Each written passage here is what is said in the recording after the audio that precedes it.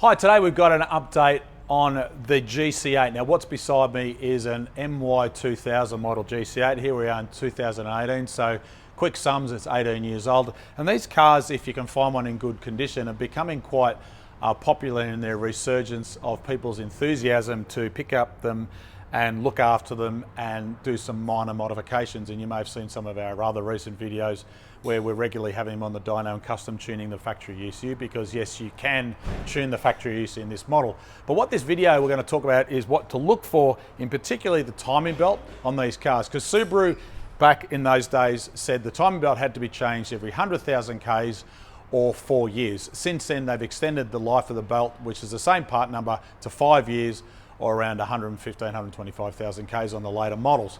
So what would you be looking for, and what do you need to look for if you're buying one of these cars that may be low kilometres? And one of the biggest things is that we're seeing quite often is people buying these cars, they've been told that the timing belt's been changed, and then we pull one of the covers off and find out, hey, surprise, surprise, they haven't been changed. And we've got a timing belt on the car that is effectively 18 years old because it's from the original factory build. So let's have a look at some of the things that can happen. Now, on this particular model car, unlike the current model cars, it's got still hydraulic power steering. The newer model cars have got electric power steer. So what happens after a period of time is some of the fittings on the power steering reservoir, or the high pressure fittings, or the bottom of the pump, which sits underneath this reservoir, leaks. And what happens is it then leaks down the front of the engine in amongst the timing belt area. And as you can see on the back of this timing belt cover, which actually sits up against the front of the engine, the pulleys are here, the belt's on that, and then the front cover goes over that. So this is the back side, and you can see it's absolutely soaked in oil. And in amongst here is all these little seals that seal this against the front of the aluminium block. And then you've got the timing, the crankshaft pulleys in the middle, but the camshaft pulleys are on the side. And then sitting over the front is the front timing cover with the left and the right hand side. Now, one thing is to fix the leak, but another thing to be aware of is the seals can sometimes, they swell up after a period of time. Then you end up with power steering fluid in an extreme situation all over your timing belt, which, being a rubber belt, then deteriorates and damages your belt, even if it's 18 years old.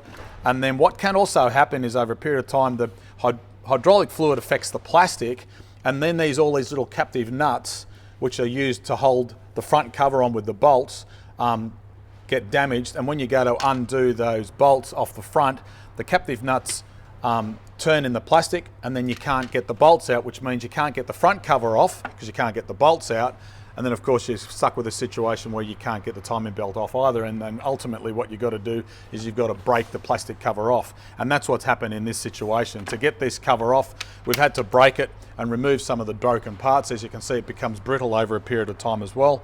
And then we replace this and put it all back together. The downside is, to get the back cover off, you've also got to remove the two pulleys off the front of the camshaft. And you can see, if you look down there closely, this part here, that's the front of the exhaust camshaft, and that's the front of the inlet camshaft. And on the front of these, you can see there's the drive pin, and the pulleys bolt onto that, and the belt is then connected and drives those camshafts off the crankshaft of the engine. So summary is, if you're looking at buying one of the older model cars, typically, if any Subaru with a EJ series engine and it's more than 5 years old, make sure you've got concrete proof of the belt being replaced, or pull one of the plastic covers off and check it for yourself.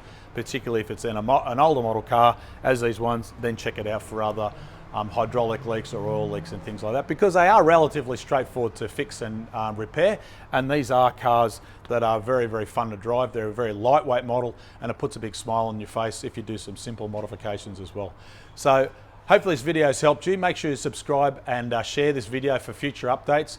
You can check out our website for more update and technical information. Of course, remember, you can tune the factory ECU on these model cars back to the late 1999 model, which is effectively 1998, 10th month onwards. So if it's got a blow-off valve like that with a flange connection to the intercooler, it's an MY99 model, and you've got good news that you can check and tune the factory ECU. But for now, my name is Brett Middleton. I hope this video has helped you.